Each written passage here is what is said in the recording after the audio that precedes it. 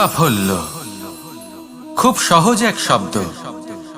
এটা হলো সেই সব শব্দের মধ্যে অন্যতম যা মানুষ একটু বুঝলেই ভাবেন সব বুঝে ফেলেছি। আর যেই উনি বুঝতে পারেন সাফল্য কি, আজীবন সেই সাফল্যের পেছনেই ছুটতে থাকেন।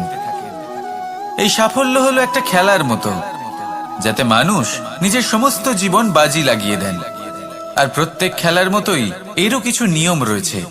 আর প্রাথমিক নিয়ম হলো, এই সাফল্য লাভ করার জন্য সাফল্য লাভ করার স্বপ্ন আপনাকে অবশ্যই দেখতে হবে আগে। হ্যাঁ, কিন্তু শুধুমাত্র স্বপ্ন দেখলেই কিছুই হবে না। স্বপ্ন দেখুন, তারপরে আপনার নিজের নিদ্রাকে ভঙ্গ করতে হবে, দিনরাত পরিশ্রম করতে হবে, দিনরাত চেষ্টা করতে হবে। তবেই এই সাফল্য আপনার কাছে আসবে আর আপনার পদানত হবে। তাহলে স্বপ্ন দেখুন আর পরিশ্রম করে তাকে সার্থক করুন। যদি এটা করেন তবেই সাফল্য সহজেই আপনার কাছে আসবে। আর তখন মন প্রসন্ন হয়ে বলবে, রাধা রাধা। সমস্যা,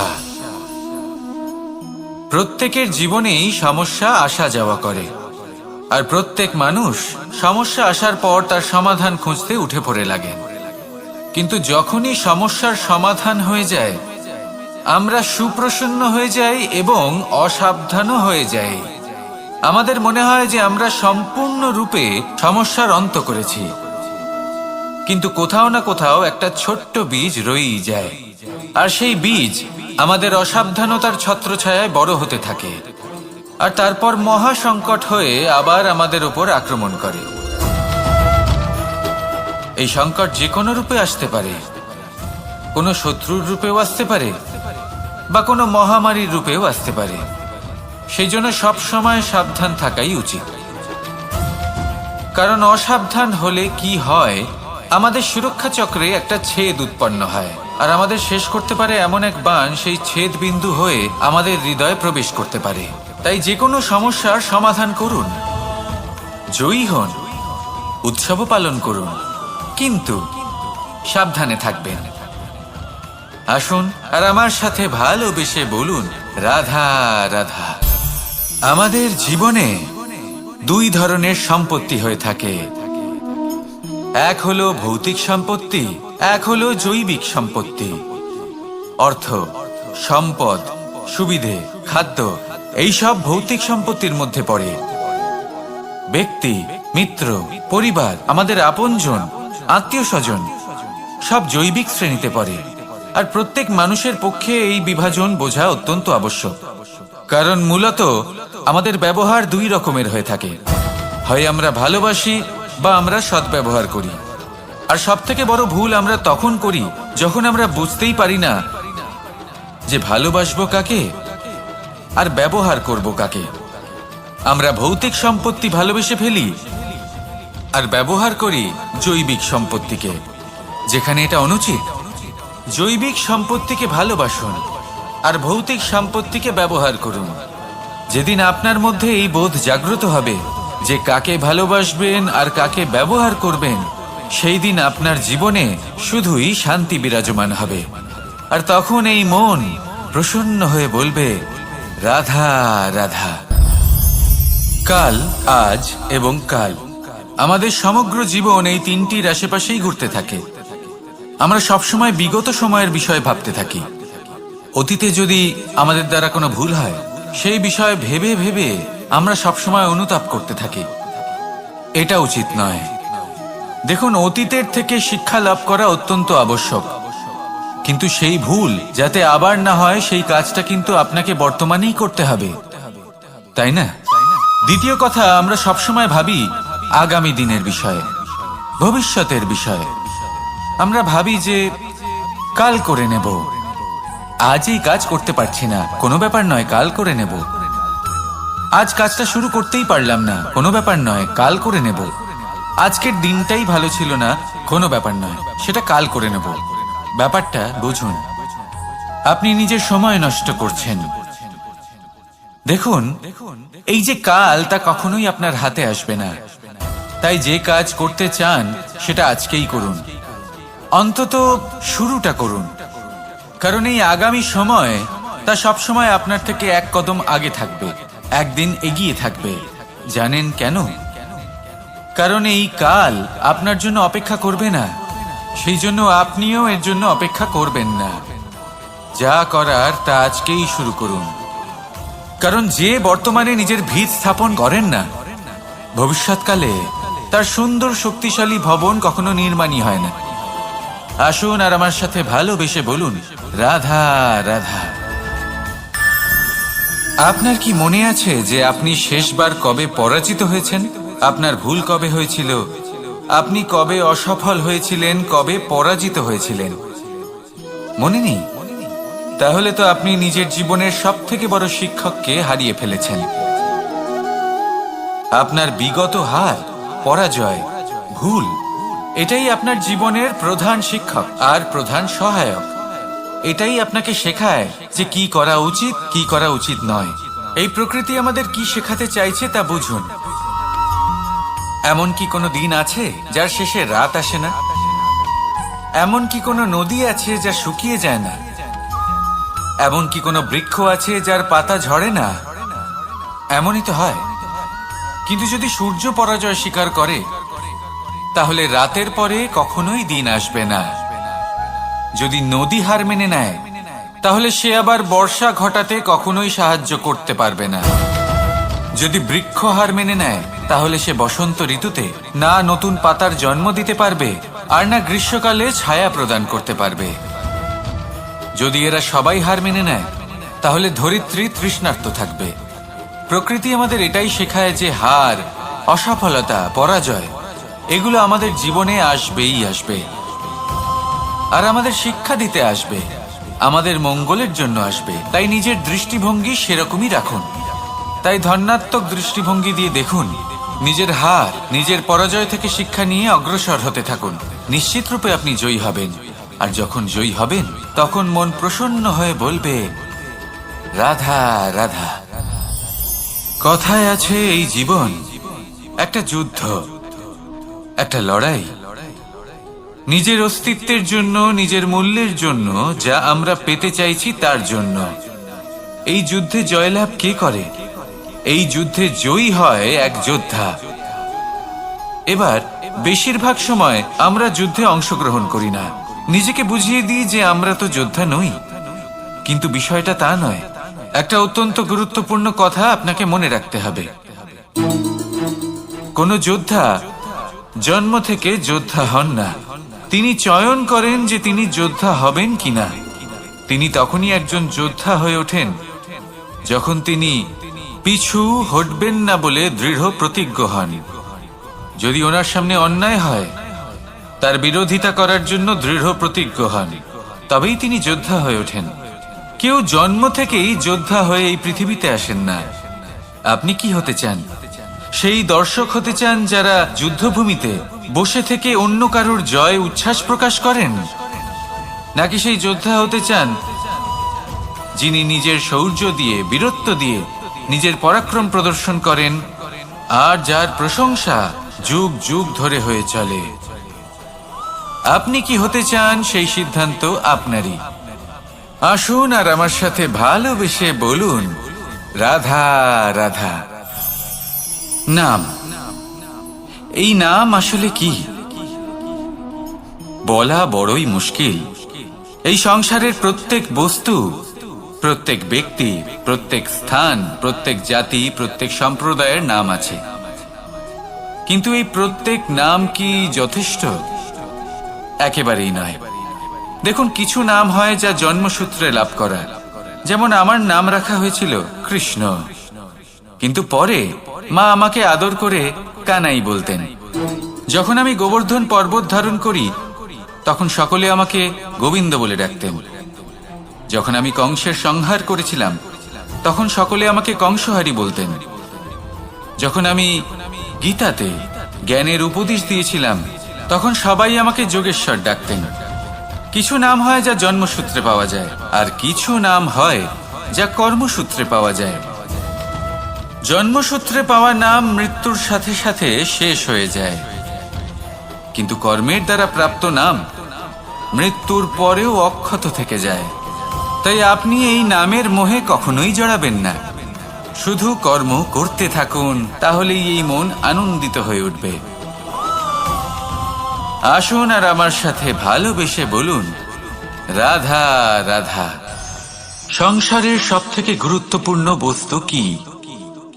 সবথেকে গুরুত্বপূর্ণ ব্যক্তি কে?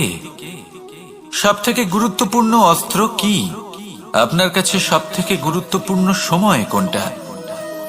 এমন অনেক প্রশ্ন আমাদের মনে আসে, এবং তার উত্তর খোঁজার জন্য আমরা কি না করি, কোথায় কোথায় না যাই, যেখানে এর উত্তর আমাদের কাছেই রয়েছে, আমাদের সামনেই রয়েছে। সংসারের সবথেকে গুরুত্বপূর্ণ ব্যক্তি হলেন তিনি, যিনি এই মুহূর্তে আপনার সাথে রয়েছেন, আপনার সামনে রয়েছেন। সবথেকে গুরুত্বপূর্ণ অস্ত্র হলো সেটাই যা আপনার কাছে রয়েছে। সবথেকে গুরুত্বপূর্ণ বস্তু সেটাই যেটা এই মুহূর্তে আপনার হাতে রয়েছে। সবথেকে গুরুত্বপূর্ণ পুঁজি সেটাই যেটা এই মুহূর্তে আপনার সাথে রয়েছে। আর সবথেকে শ্রেষ্ঠ এবং গুরুত্বপূর্ণ ফল সেটাই যেটা আপনি এই মুহূর্তে ভোগ করছেন। যা আছে তা এই মুহূর্তেই আছে। পর মুহূর্তে আপনি থাকবেন কিনা সেটা আপনিও জানেন না। তাহলে বাকি কোনো ব্যক্তি বা বস্তু বা অস্ত্র বা ধনের বিষয়ে আপনি কি বা বলবেন? জীবন যদি থাকে তাহলে তা এই মুহূর্তে আছে, বর্তমানে আছে। অন্য সবই ভাবনা এবং কল্পনা মাত্র। তাই এই জীবন উপভোগ করুন, শুধু আনন্দই আনন্দ পাবেন। আসুন আর আমার সাথে ভালোবেসে বলুন, রাধা রাধা। সারল্য। মানুষ সবসময় এমন কিছু খোঁজে যা সরল, এমন পথ খোঁজে যা সরল, সেই সকল বস্তুর পিছনে ছোটে যা সহজেই পাওয়া যায়। আপনি আমাকে বলুন, যদি সবই সহজে পাওয়া যেত তাহলে আনন্দ কিসে থাকতো? আপনি আমাকে বলুন, সরল কোনটা? দুঃখ ভোগ করার পর চোখের জল ফেলা, নাকি হাসি মুখে অন্য কাউকে সাহস জোগানো? সরল কোনটা? পড়ে যাওয়ার পরে কাউকে সাহায্যের জন্য অনুরোধ করা, নাকি স্বয়ং নিজের পায়ে উঠে দাঁড়িয়ে শক্তি অর্জন করা? সরল কোনটা? ঝড় বৃষ্টি আসার পরে নিজের ভেঙে যাওয়া বাড়ি দেখে চোখের জল ফেলা, নাকি মাটিতে জল দিয়ে আবার নিজের বাড়ি মেরামত করে পুনর্নির্মাণ করা? কোনটা সরল? আপনি দেখবেন সেটাই সরল যেটা শেষে আপনাকে যন্ত্রণা দেবে। সরল পথ নির্বাচন করবেন না, উচিত এবং শ্রেষ্ঠ লক্ষ্য নির্বাচন করুন। পথ যেমনই হোক না কেন তা আপনাকে মেনে নিতেই হবে। যদি পথ কঠিন হয় তাও ভালো, কারণ যে ব্যক্তি কঠিন পথে চলা শুরু করেন শেষ পর্যন্ত সাফল্যের ফুল তার চরণেই এসে পড়ে।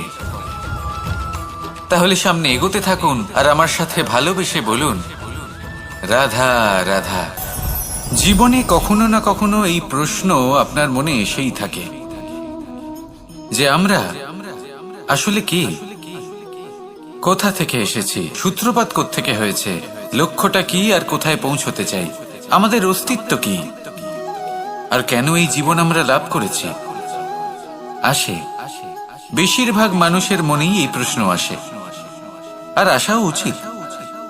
দেখুন, আপনার অধিকার এটা জানা যে আপনি কে। তাই এটা খুঁজতে থাকুন, ভাবতে থাকুন।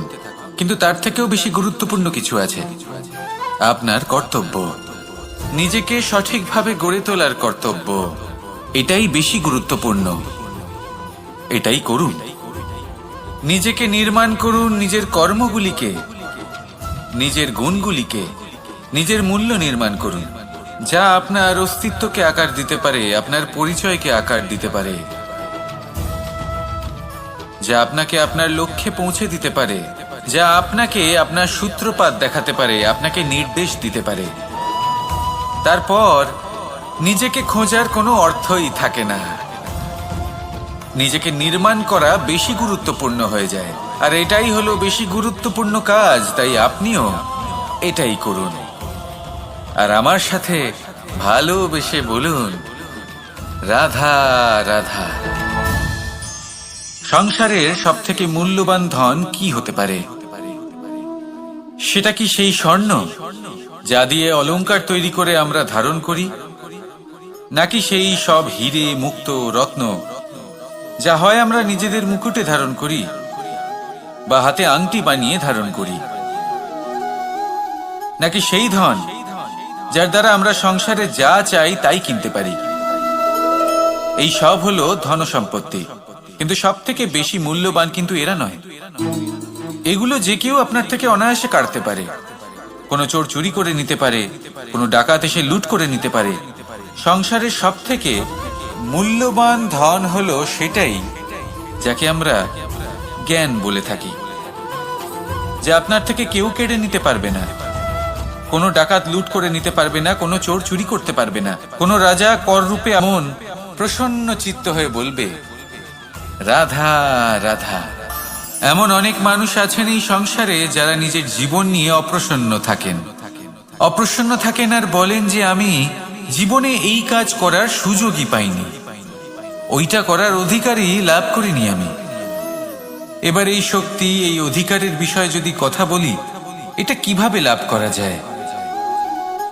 এটা তখনই লাভ করা যায় যখন আপনি নিজেকে তার উপযুক্ত করে তোলেন, নিজের দায়িত্বগুলিকে বোঝেন, নিজের কর্তব্যগুলিকে বোঝেন। আপনাকে যদি একটা উদাহরণ দিই, আপনি নিশ্চয়ই একটা দেয়াল দেখেছেন। সেখানে সব থেকে নিচে যে ইট থাকে সেটা হলো ভিতের ইট। ভিতের সেই ইটগুলি নিজের কর্তব্য, নিজের দায়িত্বগুলি বোঝে, যে তাকে এক বিশাল দেওয়ালের ভার নিজের কাঁধে বহন করতে হবে। আর যখন সেই ইট এটা বোঝে, তারপরই একটা সুন্দর দেয়াল, একটা সুন্দর ভবন নির্মাণ করা শুরু করা যেতে পারে। যদি কথা বলি এক পিতার, তাহলে একজন পিতা তার পরিবারের প্রতি যে দায়িত্ব এবং যে কর্তব্য রয়েছে, নিজের সন্তানের প্রতি যে কর্তব্য রয়েছে, সেইগুলি বুঝে উঠতে পারেন। সেই দিন থেকেই সেই সন্তানের স্বর্ণময় ভবিষ্যতের অস্তিত্ব স্থাপন হয়ে যায়। যদি আপনি সেই শক্তি চান, অধিকার চান, তাহলে নিজেকে তার যোগ্য করে তুলুন, নিজের দায়িত্বগুলিকে বুঝুন, নিজের কর্তব্যগুলি পালন করুন। এই শক্তি আর অধিকার নিজে থেকেই আপনার কাছে চলে আসবে। আসুন আর আমার সাথে ভালোবেসে বলুন, রাধা রাধা। এই সংসারকে বদলানোর জন্য কিসের প্রয়োজন হয়? আপনার ভাবনা চিন্তার, আপনার মতামতের? না, এই সংসারকে বদলানোর জন্য প্রয়োজন পড়ে সেই উদাহরণের যা আপনি নিজের জীবনে প্রস্তুত করেন। আপনি যখন নিজেকে বদলানোর চেষ্টা করেন, তখন আপনি কি করেন? আপনি অন্য কারোর জীবন থেকে উদাহরণ নেন নিজেকে বদলানোর জন্য। তারপর আপনি এক এমন উদাহরণ প্রস্তুত করেন যাতে এই সংসার পাল্টে যেতে পারে। আপনার কর্ম অনুসারে এই সবকিছু হবে। যদি আপনি এই সংসারকে ভালোবাসা শেখাতে চান, তাহলে আপনাকে শুধুই ভালোবাসতে হবে। যদি সংসারকে ন্যায় শেখাতে চান, তাহলে আপনাকে সবার সাথে ন্যায় করতে হবে। এই সংসার এবং মানুষজন বড়ই বিচিত্র।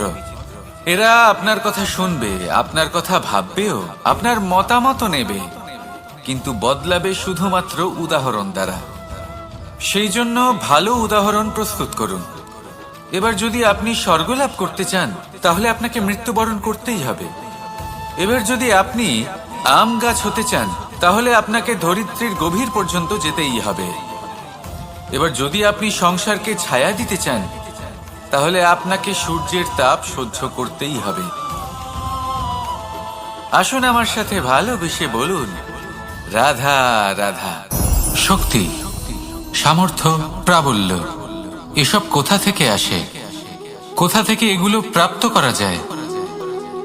সেই লক্ষ্য দ্বারা যা আমরা প্রাপ্ত করতে পারি, নাকি সেই সংঘর্ষ দ্বারা যা আমরা জয় করতে পারি?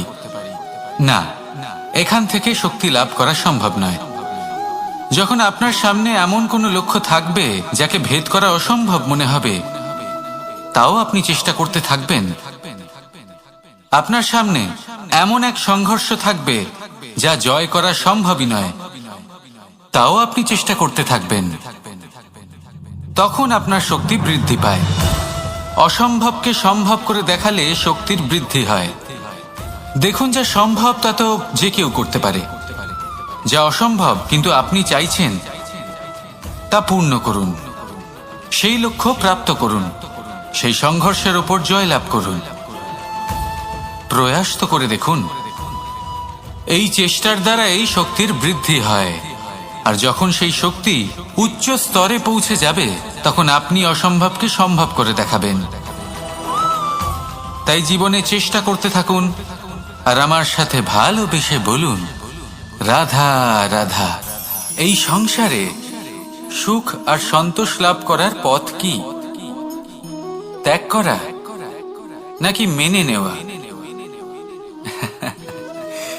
এটা হলো একটা ধাঁধার সমান, আর যে বুঝতে পারে তার কাছে এক মিত্রের সমান। দেখুন, আপনি যা বদলাতে পারেন তা আপনি বদলে ফেলুন, যা আপনি বদলাতে পারবেন না তা আপনি স্বীকার করে নিন, আর যা মেনে নিতে পারবেন না তাকে নিজের থেকে আলাদা করে দিন। ধরুন, আপনার কোনো অভ্যেস আছে যা আপনি বদলাতে চান, বদলে ফেলুন। যদি কোনো সমস্যা থাকে যা বদলানো আপনার হাতে নেই, তা স্বীকার করে নিয়ে তার সাথে পথ চলা শুরু করে দিন। যদি কোনো আবেগ থাকে, পরিস্থিতি থাকে বা কোনো বস্তু থাকে যা আপনি মানতেই পারছেন না, কোনোদিনও মানতে পারবেন না, তাকে নিজের থেকে আলাদা করে দিন। একেও সন্ন্যাস বলা হয়। জীবনে সুখ দুঃখ, ক্ষয় হোক বা লাভ, এই সবেতেই সমান রূপে যাপন করা, তাই হলো সন্ন্যাস। এতেই জীবনের আনন্দ রয়েছে। তাহলে এই আনন্দ উপভোগ করুন আর আমার সাথে ভালোবেসে বলুন, রাধা রাধা। আজ আমি আপনাকে একটা কাহিনী শোনাবো। একটা খাড়াই উঁচু পাহাড় ছিল, যা বেয়ে ওঠা প্রায় অসম্ভব কাজ ছিল। এবার একদিন কয়েকটা ব্যাঙ এলো আর তা বেয়ে উঠতে শুরু করলো। আস্তে আস্তে প্রত্যেকটা ব্যাঙ মিলে লাফিয়ে লাফিয়ে ওপরে ওঠার চেষ্টা করছিল। নিচে কিছু পশু দাঁড়িয়েছিল যারা বলছিল, এটা তো অসম্ভব ব্যাপার, এই ব্যাঙগুলো উঠতেই পারবে না, সকলে পড়ে যাবে। আর তারপর ধীরে ধীরে সমস্ত ব্যাঙ নিচে পড়তে থাকলো। শেষ পর্যন্ত একটাই ব্যাঙ ছিল যে শিখরে পৌঁছতে পারল। জানেন সে কেন পারল? কারণ সেই ব্যাঙ বধির ছিল। সে কারোর কথা শোনেনি। ও স্থির করেছিল শিখরে পৌঁছতে হবে, আর পৌঁছে গেল। এবার এটা কিন্তু আমাদের জন্য অত্যন্ত গুরুত্বপূর্ণ শিক্ষা। আপনি যদি জীবনে নিজের লক্ষ্য স্থির করে থাকেন, তাহলে এদিক ওদিক কারোর কথা শুনবেন না, শুধুই নিজের লক্ষ্যের দিকে অগ্রসর হন। কারণ সাফল্য আপনার প্রচেষ্টার দ্বারাই আপনি পেতে পারেন, অন্যের কথা দ্বারা নয়। তাহলে চেষ্টা করতে থাকুন আর নিজের লক্ষ্য প্রাপ্ত করুন, আর আমার সাথে ভালোবেসে বলুন, রাধা রাধা। এই সূচটা দেখুন, কতটা গুরুত্বপূর্ণ এই সূচ। ওর কতটা ভূমিকা রয়েছে, ও কত রকম ভাবে সাহায্য করতে পারে আমাদের। এর সাহায্যে যদি আপনি চান, তাহলে এক সাধারণ কাপড়কে আপনি পোশাকে পরিবর্তিত করতে পারেন। আপনি যদি চান, তাহলে অনেক ফুল একসাথে নিয়ে একটা মালা বানিয়ে ফেলতে পারেন, বা অলংকার বানিয়ে ফেলতে পারেন। এর সাহায্যে আপনি বাড়িও সাজাতে পারেন। এ হলো অত্যন্ত গুরুত্বপূর্ণ জিনিস। কিন্তু আপনি ভাবুন, যদি এই সূচে এই ছিদ্রই না থাকে, যদি এর সাথে এই সুতোই না জোড়া যায়, তখনও কি এটা এতটাই গুরুত্বপূর্ণ থাকবে? কখনোই না। তখন এটাকে কাউকে কষ্ট দেওয়ার কাজে লাগানো যেতে পারে। দেখুন, একটা অত্যন্ত গুরুত্বপূর্ণ কথা আপনাকে মনে রাখতেই হবে। যে কোনো বস্তু একা তার গুরুত্ব হারিয়ে ফেলে। কোনো কিছুর সাথে তার সম্মান বেড়ে যায়, তার গুরুত্বও বেড়ে যায়। এটা মানুষের ক্ষেত্রেও প্রযোজ্য।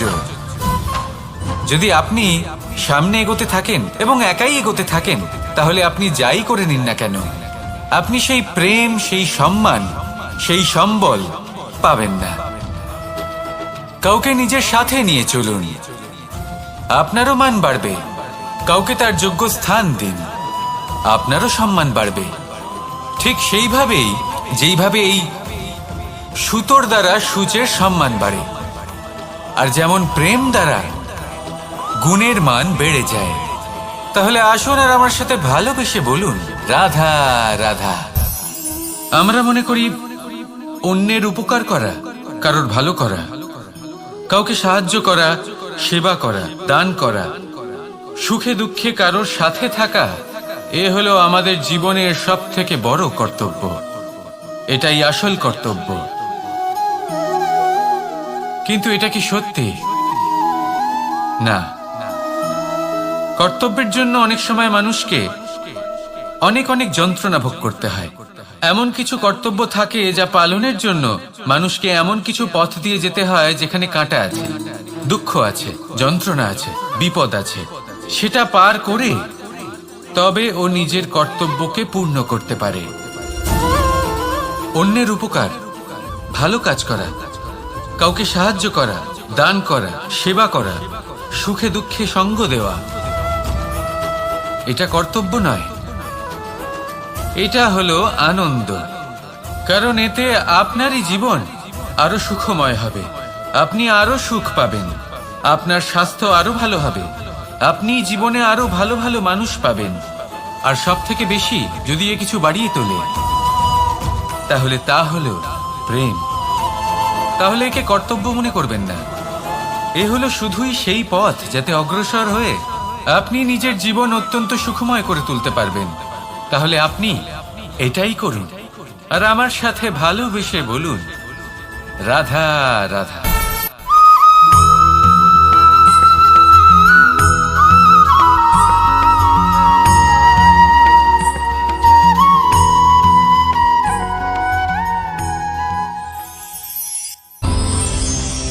কখনো কোনো প্রজাপতিকে উড়তে দেখেছেন? কি সুন্দর উড়ে বেড়ায় সে, এক ফুল থেকে অন্য ফুলে, এক পাতা থেকে অন্য পাতার উপর। কিন্তু সে কিভাবে উড়তে শেখে কখনো ভেবেছেন? জন্ম থেকেই কিন্তু প্রজাপতির ডানা থাকে না, ও কিন্তু ছোট্ট একটা ডিমের আকারে জন্ম লাভ করে। তারপর সেই ডিমটি ভেঙে একটি কীট বাইরে আসে। আস্তে আস্তে সে বড় হয়, ওর শক্তি বৃদ্ধি পায়। তারপর সে সেই কীট দশা ত্যাগ করে নিজের ডানাগুলি মেলে। এই প্রক্রিয়া তার কাছে সরল নয়, অত্যন্ত যন্ত্রণাদায়ক প্রক্রিয়া, কিন্তু সে সেই যন্ত্রণা মেনে নেয়। আর তারপর আস্তে আস্তে সে উড়তে শেখে। শুধুমাত্র আকাশে উড়ে বেড়ায় তা নয়, আমাদের মনের মাঝে উড়ে বেড়ায়। এবার এই ডিম থেকে প্রজাপতি হয়ে ওঠার যে যাত্রা, এটা যতটা কঠিন, ততটাই কঠিন হয় এই সংসারে শ্রেষ্ঠ কর্ম করা, ততটাই কঠিন হয় এই সংসারে মহান হয়ে ওঠা। সেই জন্য প্রয়োজনীয় প্রচেষ্টা এবং সময়। নিরন্তর প্রচেষ্টা করতে থাকুন, পর্যাপ্ত সময় নিন, এবং আপনি নিজেকে এই আকাশে উড়ন্ত অবস্থায় পাবেন। আসুন আমার সাথে ভালোবেসে বলুন, রাধা রাধা। পায়েস হলো আমার বিশেষ প্রিয়। এর মধুর স্বাদ মনকে প্রফুল্ল করে তোলে। ছোটবেলায় মা আমার জন্য পায়েস বানাতেন এবং আমাকে বলতেন যে গরম থাকতে থাকতে খেয়ে নে কানাই, ঠান্ডা হয়ে গেলে ভালো লাগবে না। কিন্তু আমিও দুষ্টু ছিলাম, ঠান্ডা হওয়া পর্যন্ত অপেক্ষা করতাম, আর ঠান্ডা হয়ে যাওয়ার পরে মার কাছে যেতাম আর ওনাকে বলতাম যে মা, পায়েস তো ঠান্ডা হয়ে গেছে, এটা গরম করে দিন। তখন মা হাসতেন আর বলতেন যে পায়েস না হয় আমি আবার গরম করে দেব কানাই, কিন্তু এর মধুর স্বাদ, সেই মিষ্টত্ব, সেই সুবাস, সেটা আবার ফিরে আসবে না। কথাটা সত্যি। আর এই সত্যটাই আমাদেরও জীবনের সত্য। আমাদের জীবনের মধুর সম্পর্কগুলি, এতে যখন কটুভাব প্রবেশ করে, তখন সেই মিষ্টত্ব ফিরিয়ে আনা প্রায় অসম্ভব ব্যাপার হয়ে যায়। আপনি চেষ্টা করে সেই সম্পর্ক ঠিক করতেই পারবেন, তার জন্য অগাধ পরিশ্রম করতে হবে, কিন্তু আবার সেই মিষ্টত্ব কখনো ফিরে আসবে না। সেই জন্য আপনার জীবনের যে মধুর সম্পর্ক আছে, যতটা সম্ভব চেষ্টা করুন তাতে মিষ্টত্ব বজায় রাখতে। কটুভাব আসতে দেবেন না। আসুন আর আমার সাথে মধুর স্বরে বলুন, রাধা রাধা। শব্দ, শব্দ আসলে কি? শুধুই কয়েকটি অক্ষরের সমষ্টি, নাকি আমাদের বাণী? এই শব্দ এমন এক শক্তি যা কাউকেই নিজের বশবর্তী করে ফেলতে পারে। শব্দ এমন এক অস্ত্র যা কাউকে ক্ষত বিক্ষত করে দিতে পারে। এই শব্দ হলো একটি নাদ স্বরূপ যা কোনো ঘুমন্ত ব্যক্তিকেও জাগিয়ে তুলতে পারে এবং নিজের লক্ষ্যের দিকে অগ্রসর করতে পারে। শব্দে এত শক্তি আছে যে কারোর মনে এতটা আঘাত দিতে পারে যে সে হয়তো জীবনে আর কখনো এগোতেই পারল না। তাহলে এই শব্দের প্রয়োগ খুব ভেবে চিন্তে করবেন। এবং এই শব্দের মতোই হলো নীরবতা। অনেক সময় এই নীরবতা আমাদের সহায়ক হয়ে ওঠে।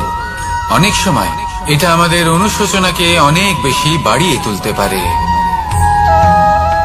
ভীষ্ম পিতামহ, অঙ্গরাজ কর্ণ যখন দ্রৌপদীর বস্ত্রহরণ হচ্ছিল তখন এনারা নীরব ছিলেন।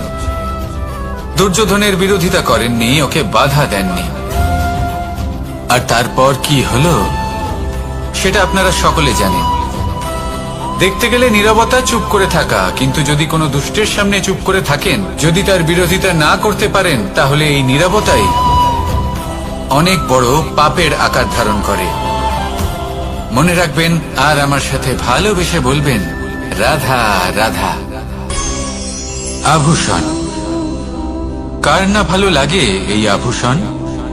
আমরা পরিশ্রম করি, ধন অর্জন করি আর আভূষণ কিনে থাকি, কখনো নিজের জন্য, কখনো বা তাদের জন্য যাকে আমরা ভালোবাসি, বা তাদের জন্য যাকে আমরা সম্মান করি। হয়তো সেই জন্যই সীতা চূড়ামণি ধারণ করেছিলেন এবং আমি সামন্তক মণি। কিন্তু এটাই কি সেই প্রকৃত আভূষণ যা আপনার মূল্য বৃদ্ধি করে? না। শ্রীরামের আভূষণ হলো ওনার নম্র ভদ্র ব্যবহার।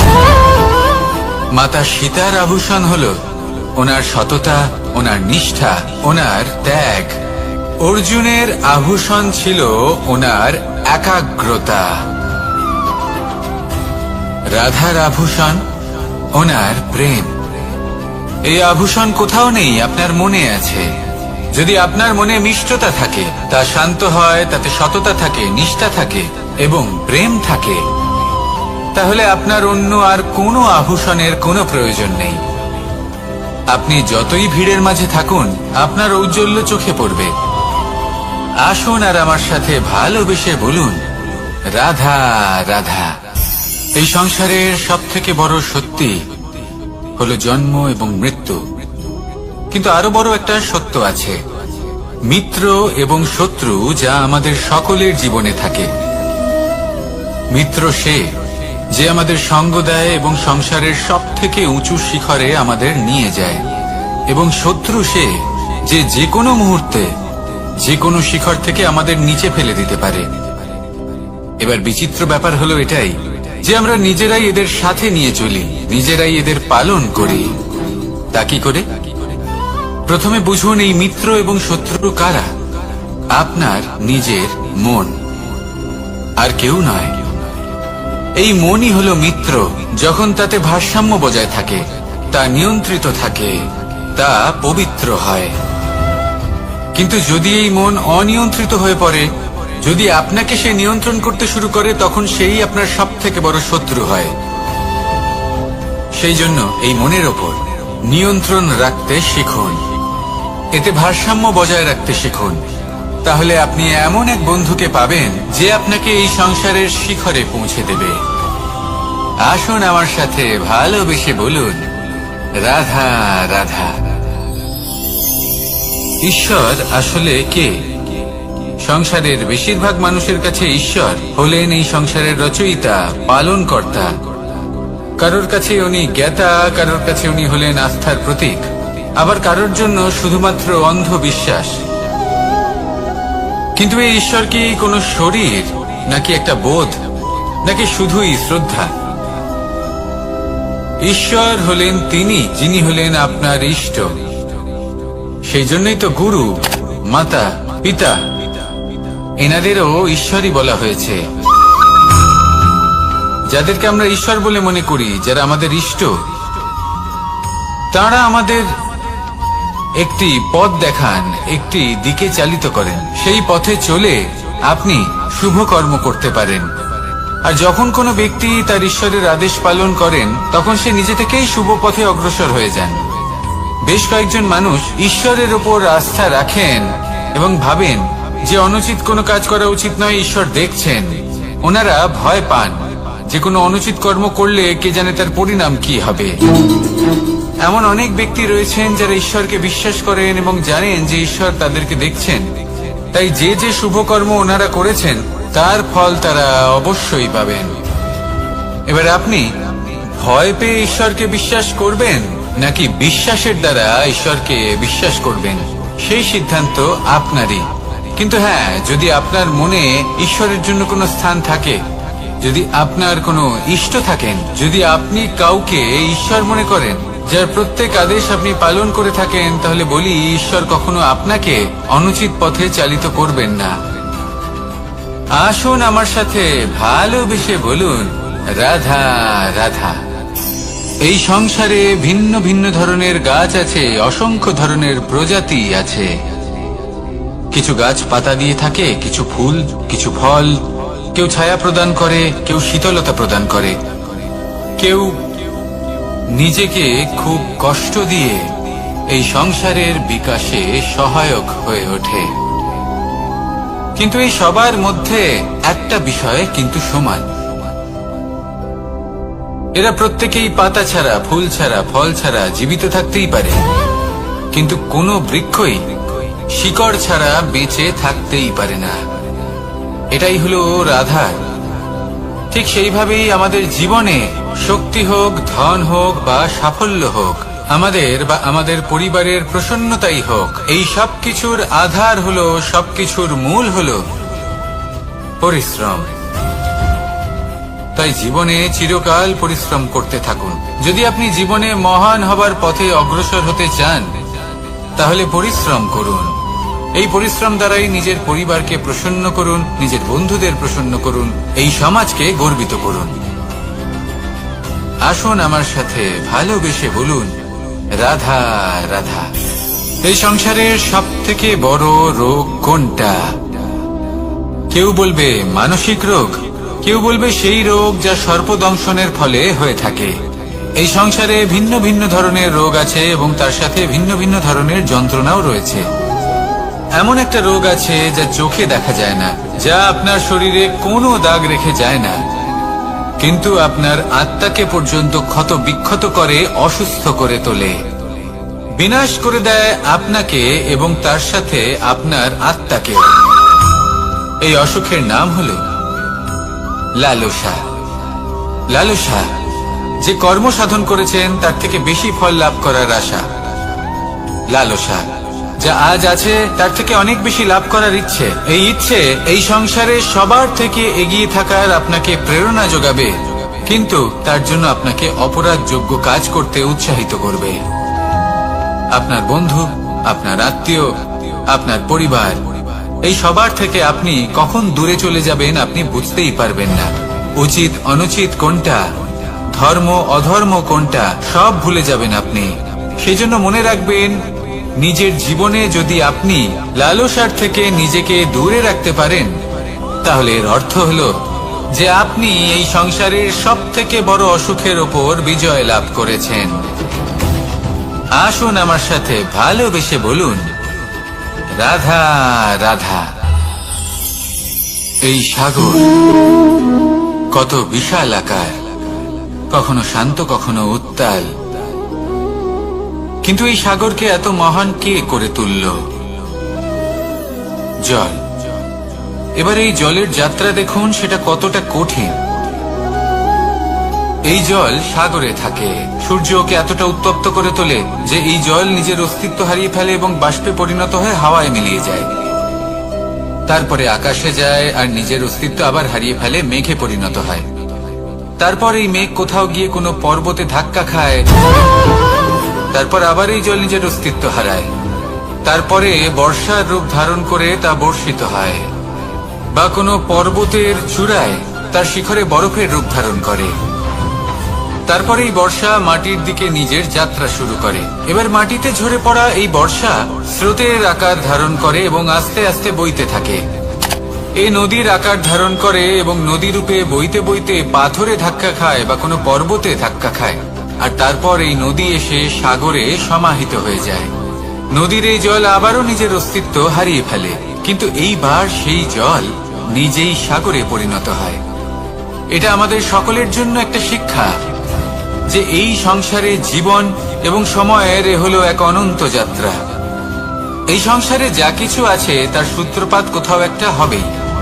সেই জন্য মৃত্যু এবং সমাপ্তির চিন্তা ত্যাগ করে দিন, আর যে সূত্রপাত আপনি লাভ করছেন তার আনন্দ উপভোগ করুন। ভেবে দেখুন আপনি কিভাবে শ্রেষ্ঠ কর্ম করতে পারেন যাতে এই সংসার এবং এই সমাজ এই দুইয়ের মঙ্গল সম্ভব। আসুন আমার সাথে ভালোবেসে বলুন, রাধা রাধা। মাকড়সার জাল দেখতে পাচ্ছেন? মাকড়সারা ভীষণ পরিশ্রম করে এটা তৈরি করে, নিজের শরীরের রস দিয়ে এই জাল বোনে। আপনি কি এটার উদ্দেশ্য জানেন?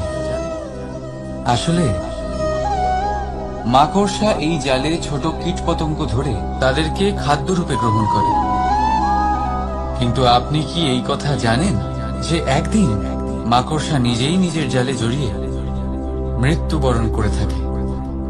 বলুন, কি করেন আপনি এই জাল দেখতে পেলে?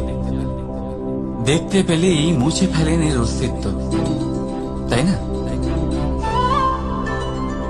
তেমনি অন্যদিকে পাখির বাসা, পাখিরাও ভীষণ পরিশ্রম করে এটা তৈরি করে। কিন্তু যদি পাখি একদিন এটা ছেড়ে চলে যায়, তাহলেও লোকে এটা নষ্ট করে দেয় না। কারণটা কি? এর কারণ হলো এর নির্মাণ জীবন সঞ্চারের জন্য করা হয়েছিল, নষ্ট করার জন্য নয়। তাই মনে রাখবেন, জীবনে আপনার পরিশ্রম যতই বেশি হোক না কেন, যদি আপনার লক্ষ্য শুভ না হয়, তাহলে আপনারও বিনাশ নিশ্চিত।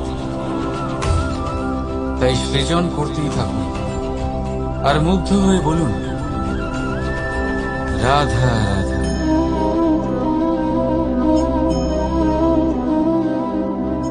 আপনার কি মনে হয় আমি কি করছি?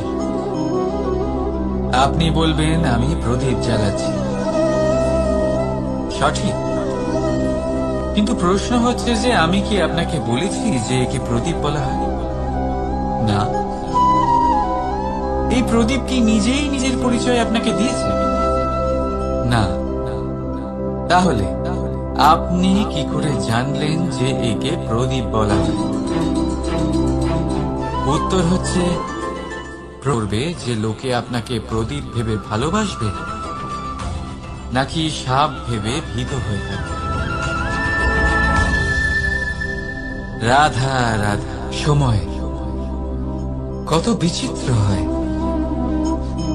সময় আমাদের পক্ষে থাকলে আমরা নিজেদের রাজা মনে করি, আর সেই সময় যদি বিপক্ষে চলে যায়, তাহলে নিঃস্ব হতে সময় লাগে না। তাই মানুষের একটা অভ্যেস আছে, খারাপ সময়ের জন্য কিছু সঞ্চয় করা। আত্মীয়, বন্ধু খারাপ সময় পাশ থেকে সরে যায়। যশ, মান প্রতিকূল সময় চিরস্থায়ী হয় না। তাই মানুষ মনে করে অর্থ সঞ্চয় করাই শ্রেয়। অর্থের কোনো হৃদয় নেই যা সময়ের সাথে পরিবর্তিত হবে। সংসার বলে সর্বদা অর্থ সঞ্চয় করতে থাকুন, খারাপ সময় অবশ্যই কাজে লাগবে। কিন্তু আমি বলবো শুভ কর্ম করতে থাকুন, আনন্দে থাকুন, নিজের ওপর আর ঈশ্বরের ওপরে বিশ্বাস রাখুন। খারাপ সময় কখনো আসবেই না। রাধা রাধা।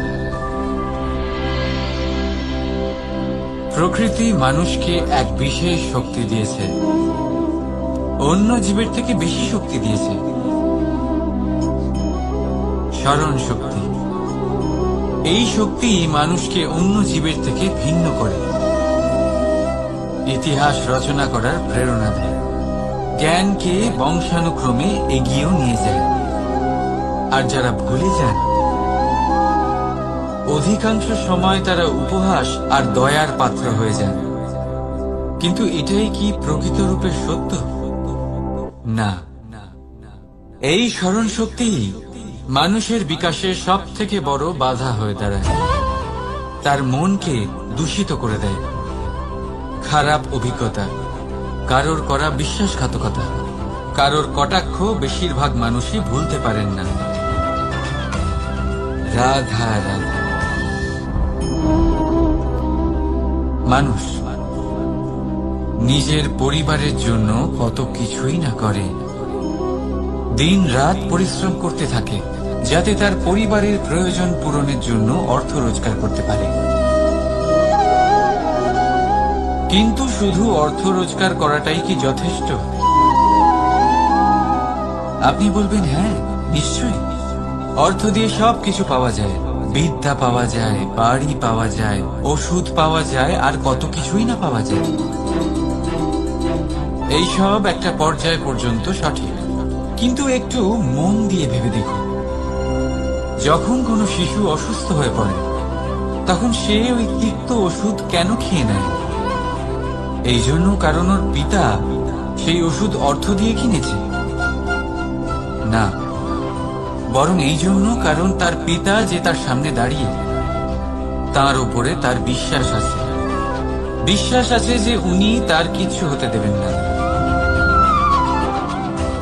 এই বিশ্বাস, এই সংস্কার, এই শিক্ষা কখনো অর্থ দিয়ে পাওয়া যায় না। এটা পাওয়া যায় সেই সময় থেকে যা মাতা পিতা তাদের সন্তানের সাথে কাটিয়েছেন।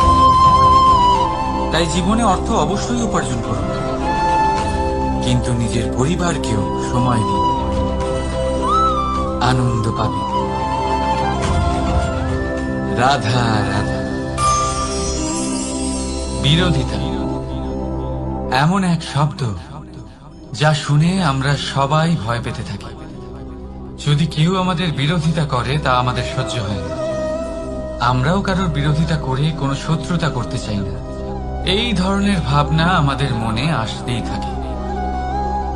কিন্তু বিরোধিতা, এই শব্দ আপনার শান্তির জন্য, আপনার সুখের জন্য কতটা গুরুত্বপূর্ণ তা আপনারা জানেন না।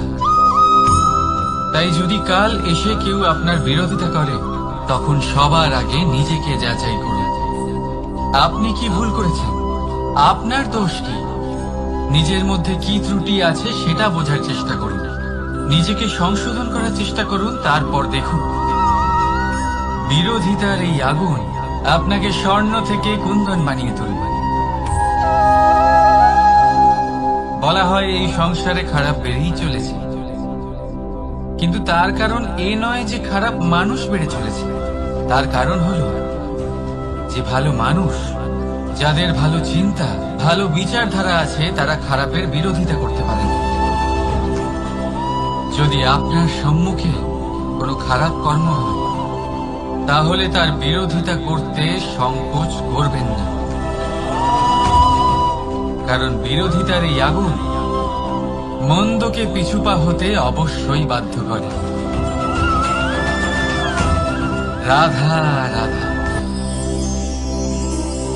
জীবনে আপনি এরকম মানুষও দেখবেন যারা এটা বলে, ভাবে, নিজেকেও বলে যে উনি সেই এমন ব্যক্তি যার মতো আমি হতে চাই।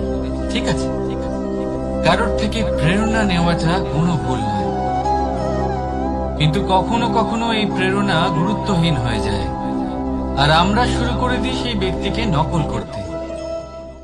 এখানেই থেমে যায় আমাদের উন্নতি। এবারে দেখুন, সংসারে শত কোটি রঙের ফুল আছে, কিন্তু তারা কখনো একে অপরকে নকল করে না। সময়কে ব্যবহার করুন নিজের অস্তিত্ব নির্মাণ করার জন্য, কারণ কারোর ছায়া হওয়ার থেকে ভালো আপনি কারোর জন্য প্রেরণা হয়ে উঠুন। রাধা রাধা। আমরা সকলে পাথুরে রাস্তা এড়িয়ে চলি, কারণ এই পথের পাথর আমাদের যাত্রা আরো কঠিন করে তোলে, আমাদের পা আহত করে দেয়।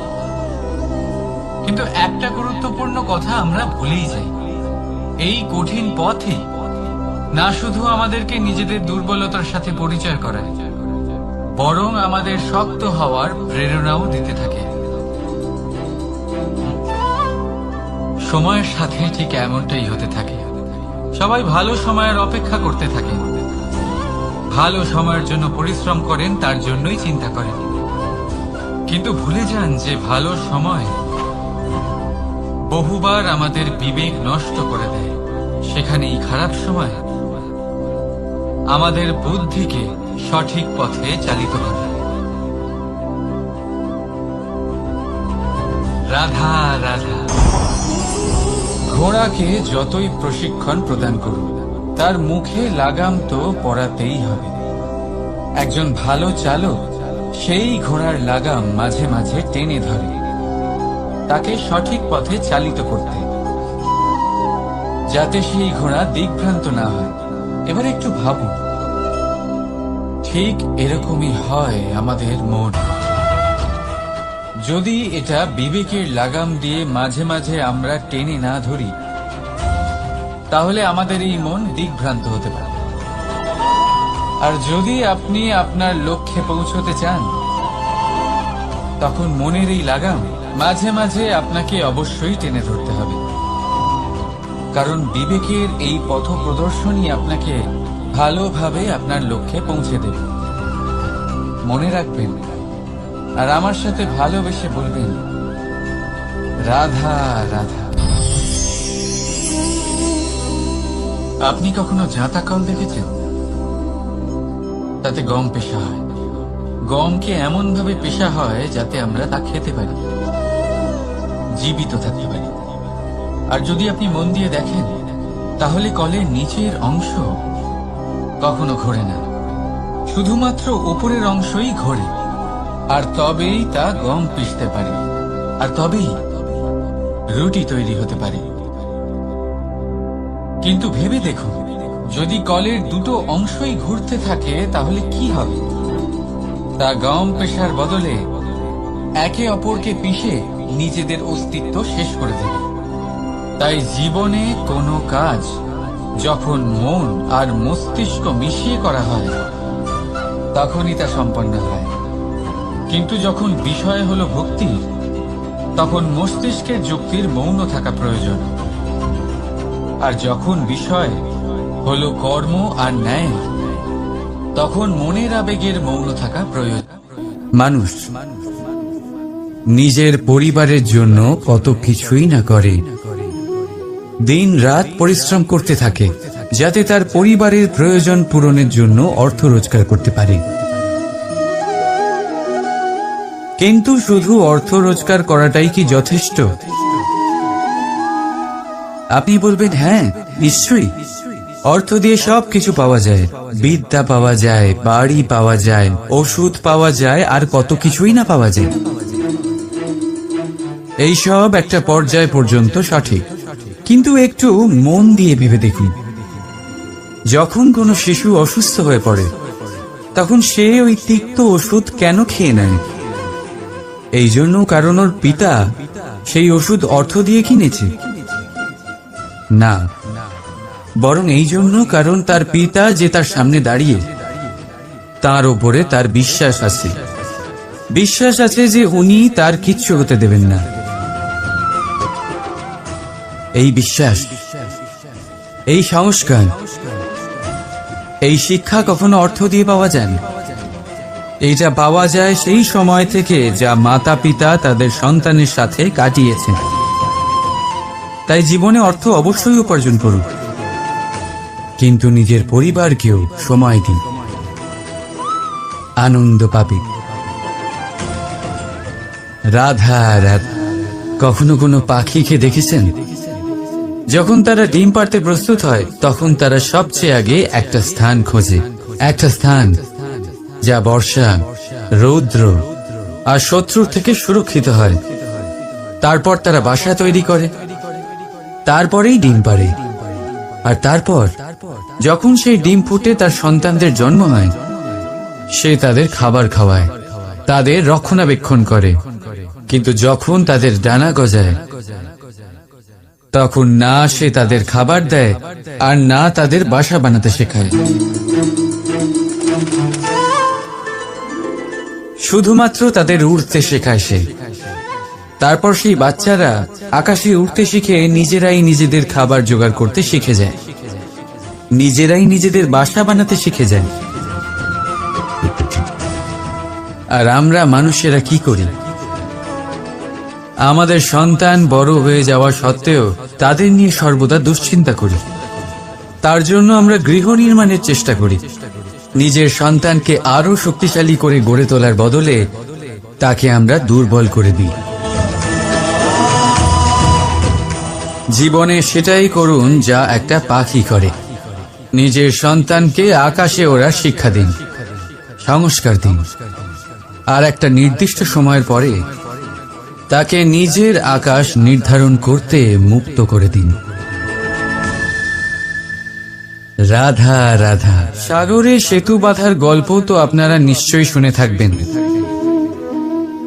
রামচন্দ্রের সেনাকে 100 যোজন সমুদ্র অতিক্রম করে লঙ্কায় আক্রমণ করতে হতো। সেতুকার নল আর নীল সেতু বাঁধার উপায় বের করল, কিন্তু প্রশ্ন ছিল সেতু বাঁধা কি করে হবে? সমুদ্র অত্যন্ত গভীর। কত পাথর দেওয়া হলে এই বিশাল সমুদ্র অতিক্রম করা সম্ভব হবে? তখন এক উপায় নির্ধারিত হলো। পাথরের ওপর লেখা হলো রামের নাম, আর যখন সেই পাথরগুলোকে সাগরে ফেলা হলো সেগুলো ভাসতে লাগলো। এবারে কেউ বলবেন এটা রামচন্দ্রের নামের মহিমা, কেউ বলবেন এটা নারায়ণের কোনো জাদু, কিন্তু না, এটা রামচন্দ্রের সেই গুণ, ওনার ব্যক্তিত্বের সেই মহান দিক যা ওনার প্রতিনিধিত্ব করেছে।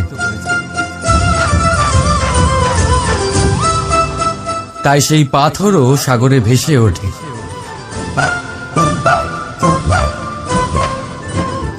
ঠিক সেইভাবেই যেখানে আমরা থাকি না সেখানে আমাদের গুণ আমাদের প্রতিনিধিত্ব করে। আমাদের নামের শক্তি আমরা নিজেরাই তৈরি করি। আমাদের কর্ম দিই, আমাদের গুণ দিই। এবার সিদ্ধান্ত আপনার যে আপনার নামের সাহায্যে কেউ বিপদ থেকে উদ্ধার হবে নাকি আপনার দুষ্কর্মের ফলে কেউ ডুবে যাবে। ভালো করে ভেবে দেখুন। রাধা রাধা। কখনো এই প্রকৃতির দিকে তাকিয়ে থাকবেন। এই প্রকৃতি অনেক ধরনের শিক্ষা দেয়। কোন একটা গাছকে দেখুন কিভাবে সে মাটি থেকে জল শুষে নেয়।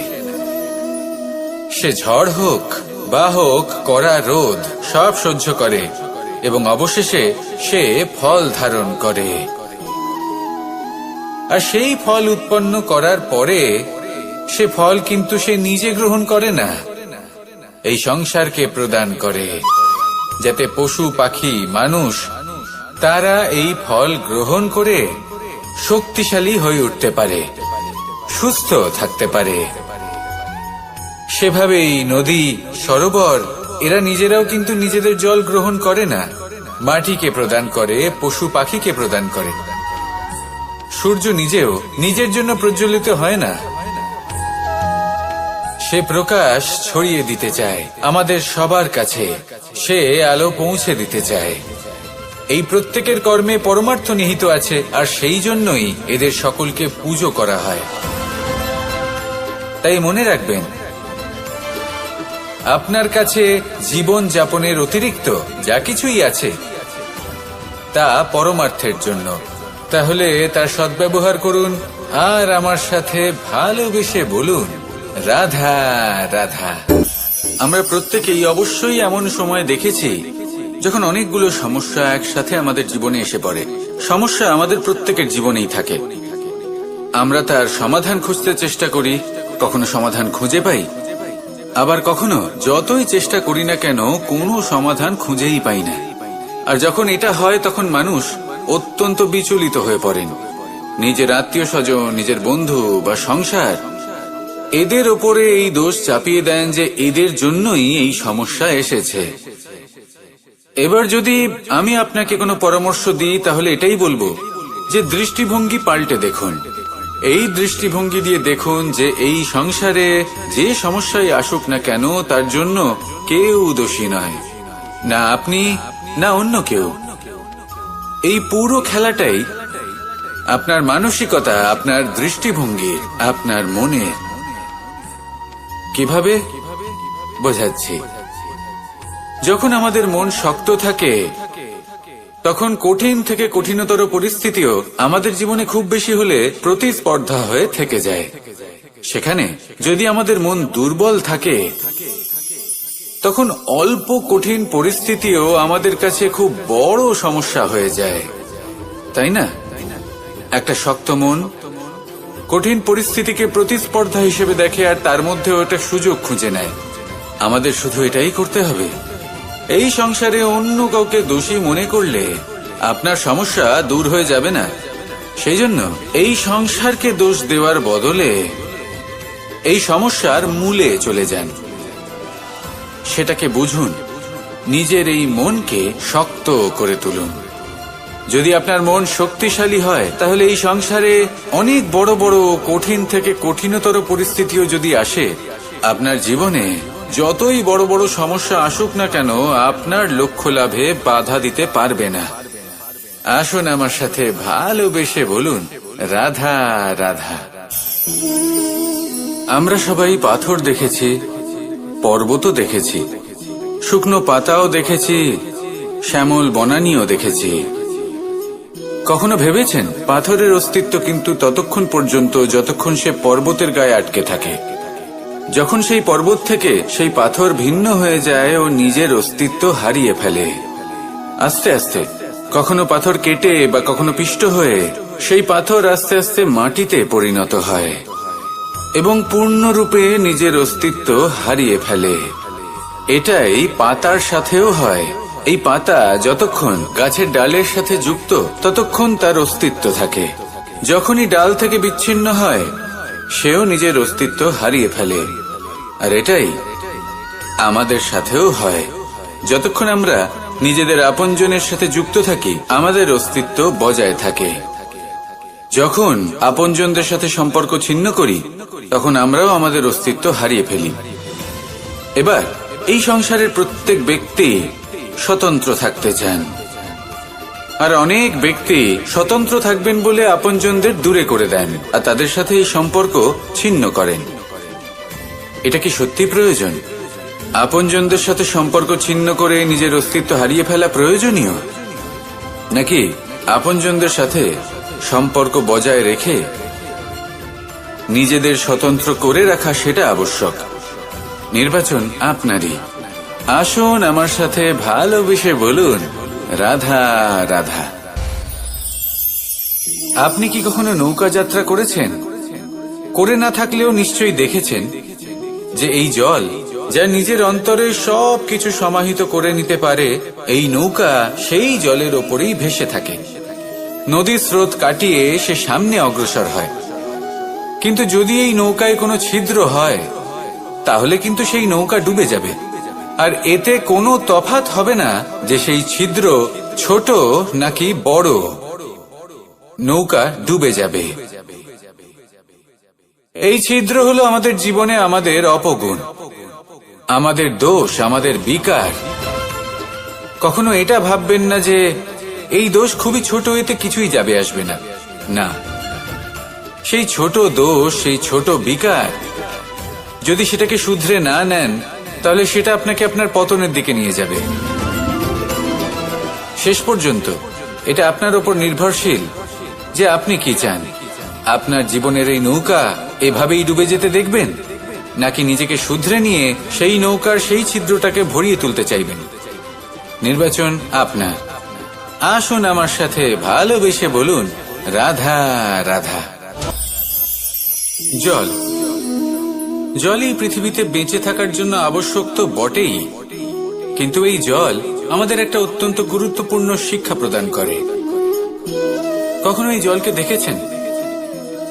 যে পরিস্থিতিতেই এই জল প্রবাহিত হোক না কেন, এর উপর যা কিছুই প্রভাব থাকুক না কেন, এর পথে যতই বাধা আসুক না কেন, তার মধ্যে থেকে ও নিজের পথ ঠিক বের করে নেয়, কিন্তু নিজের প্রবাহ থামতে দেয় না, ক্রমাগত অগ্রসর হতে থাকে। সেরকমই একটা শিক্ষা যেটা আমরা জল থেকে পেয়ে থাকি তা হলো এটা, আমরা যখন জলের দিকে তাকাই তখন আমরা নিজের প্রতিবিম্ব দেখি, স্পষ্টভাবে দেখতে পাই, কিন্তু তখনই দেখতে পাই যখন এই জল শান্ত থাকে, স্থির থাকে। যদি এই জল অশান্ত হয়ে থাকে, স্থির না হয়, তাহলে আমরা এতে নিজের প্রতিবিম্ব দেখতে পাই না। এটাই আমাদের মনের সাথেও হয়ে থাকে। যখনই জীবনে কোনো সংকট আসে, যদি আমরা শান্ত মনে, স্থির মনে সিদ্ধান্ত নিই, তাহলে সেটা এমন একটা শীতল সিদ্ধান্ত হবে যেটা আমাদের ভবিষ্যৎকে একটা শ্রেষ্ঠ স্থানে নিয়ে যাবে। যদি এই মন অশান্ত হয়, বিচলিত হয়, পীড়িত হয়, দুঃখিত হয়ে থাকে, রুষ্ট হয়ে থাকে, তাহলে অনেক সময় আমরা এমন সিদ্ধান্ত নিই যেটা আমাদের জন্য অনুচিত প্রমাণিত হয়। যখন আপনি ক্রুদ্ধ ছিলেন বা দুঃখের বশে ছিলেন, তখন অনেক সময় হয়তো এমন সিদ্ধান্ত নিয়েছেন যেটার জন্য ভবিষ্যতে আপনি অনুশোচনা করেছেন। এবার দেখুন, এই আবেগগুলো থেকে আমরা পালাতে পারবো না, কিন্তু এই আবেগগুলো আপনার উপর কতটা প্রভাব ফেলবে সেটা আমরা অবশ্যই ঠিক করতে পারি। এই মনকে আমরা নিয়ন্ত্রণ করতে পারি। এটাই করুন, চিন্তা করুন, এই মনকে শান্ত রাখুন, স্থির হতে চেষ্টা করুন, আর তারপরে সিদ্ধান্ত নিন। আসুন আমার সাথে ভালোবেসে বলুন, রাধা রাধা। এই সংসারে ভৌতিক বস্তুরও নিয়তি আছে। যারাই এই সংসারে আসে বা উৎপন্ন হয়, তারা কিছুমাত্র সময় পর্যন্তই এখানে থাকতে পারে, আর তারপরে সেও লুপ্ত হয়ে যায়, অর্থাৎ সে নিজেও এই পঞ্চমহাভূতে সমাহিত হয়ে যায়।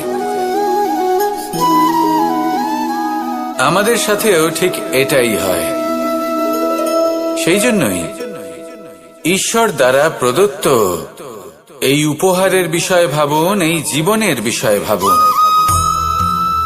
ঠিক যেমন বিশ্বাস ভঙ্গ হলে কোনো ব্যক্তি আমাদের কাছে অপরিচিত হয়ে যান, ঠিক সেরকমই শেষ নিঃশ্বাস ত্যাগের পর এই শরীরও আমাদের কাছে পরই হয়ে যায়। তাই এই শরীর থাকাকালীন শ্রেষ্ঠভাবে একে সদ্ব্যবহার করুন, এই জীবনে শ্রেষ্ঠ কর্ম করুন, আর এই জীবনকে শ্রেষ্ঠভাবে যাপন করার জন্য কিছু কথা বোঝা প্রয়োজনীয়। যদি আপনি কারোর প্রশংসা করেন, তাহলে পূর্ণ হৃদয় দিয়ে করুন। যদি আপনি হস্তক্ষেপ করে থাকেন, তাহলে মস্তিষ্ক দ্বারা করুন। যদি আপনি সমীক্ষা করেন, তাহলে বিবেক দ্বারা করুন। যদি আপনি ধন অর্জন করতে চান, তাহলে নীতি অনুসারে চলুন। যদি জীবনযাপন করতে চান, তাহলে রীতি মেনে করুন। আর যদি ঈশ্বরের ভজন করতে চান, তাহলে ভক্তিভাব নিয়ে করুন। শুধু এই কথা মনে রাখবেন যে আপনার এই জীবন কিন্তু অনিশ্চিত কাল পর্যন্তই আছে। কতক্ষণ আছে সেটা কেউ জানে না। তাই কিছু মুহূর্ত যেটা যাপন করতে আমরা এখানে এসেছি, সেখানে ক্রোধ, অহংকার, ঈর্ষা, এইসব আবেগের কি গুরুত্ব বলুন তো? এগুলো ত্যাগ করুন। মানুষকে ক্ষমা করতে শিখুন, আস্তে আস্তে বিশ্বাস করতে শিখুন। এই সংসারে নিঃস্বার্থভাবে প্রেম করতে শিখুন, আর সবার মধ্যে আনন্দ বিতরণ করুন। তাই এই সব গুণ যদি আপনি আত্মসাৎ করতে পারেন, তাহলে আপনার জীবনে শুধু আনন্দ এবং আনন্দই বিরাজমান হবে। আসুন আমার সাথে ভালোবেসে বলুন, রাধা রাধা রাধা রাধা রাধা রাধা।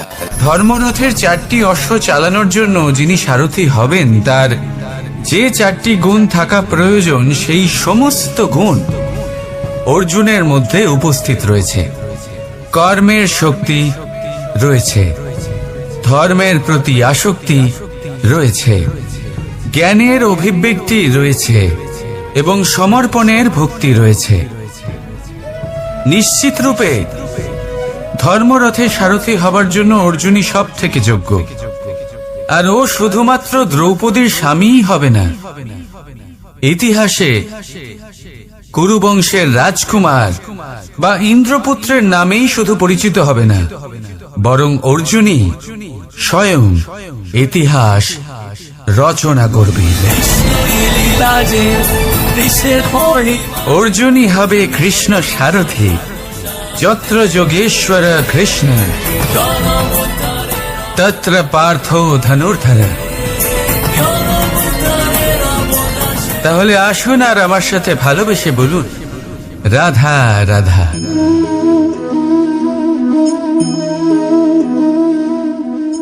আপনার কি মনে হয় আমি কি করছি? আপনি বলবেন আমি প্রদীপ জ্বালাচ্ছি, সঠিক। কিন্তু প্রশ্ন হচ্ছে যে আমি কি আপনাকে বলেছি যে একে প্রদীপ বলা হয়? না। এই প্রদীপ কি নিজেই নিজের পরিচয় আপনাকে দিয়েছে? না। তাহলে আপনি কি করে জানলেন যে একে প্রদীপ বলা হয়? উত্তর হচ্ছে প্রকাশ, যে স্বয়ং জ্বলে অন্ধকারের মধ্যে সংসারকে পথ দেখায়, সেটাই প্রদীপ। যা নিরাশার মাঝে আশার আলো প্রদর্শন করে, সেটাই প্রদীপ।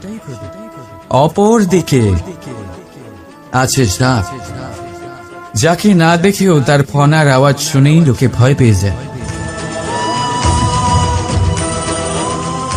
তার মানে ব্যক্তির পরিচয় তার কর্মের দ্বারা পাওয়া যায়। তাই আপনার এটা বলার প্রয়োজন নেই যে আপনার পরিচয় কি। এটা আপনার কর্মই নিশ্চিত করবে যে লোকে আপনাকে প্রদীপ ভেবে ভালোবাসবে নাকি সাপ ভেবে ভীত হয়ে থাকবে। রাধা রাধা।